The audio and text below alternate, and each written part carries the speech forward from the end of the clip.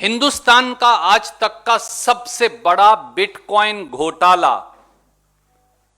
जो अंतरराष्ट्रीय 14-15 मुल्कों में जिसके तार जुड़े हैं, वो घोटाला सामने आ गया है। हेराफेरी, सबूतों को दबाने की साजिश, हर चीज पर पर्दा डालने का षड्यंत्र,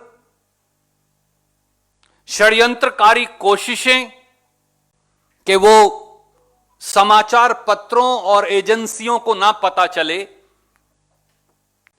ये सारी षड्यंत्रकारी कोशिशें सत्ताधारियों के द्वारा की जा रही हैं।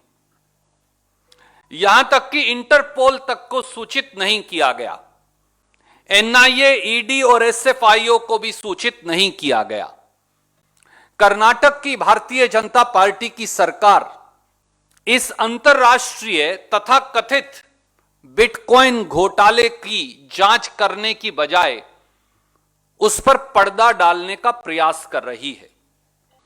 एक केस में गिरफ्तार किया, जैसे ही 14 दिन की कस्टडी खत्म हुई एक और केस दर्ज किया, उसमें गिरफ्तार कर लिया। जैसे ही उसकी 12 या 14 दिन की कस्टडी खत्म हुई, अगले केस दर्ज किया, अगले में गिरफ्तार कर लिया, और इस प्रकार से 100 दिन तक उसे कस्टडी में रखा गया। तीसरा तथ्य, इन सब बातों के बावजूद भी 17 अप्रैल 2021 को, यह डेट बड़ी महत्वपूर्ण है, इस श्री कृष्णा को तथा कथित हैकर को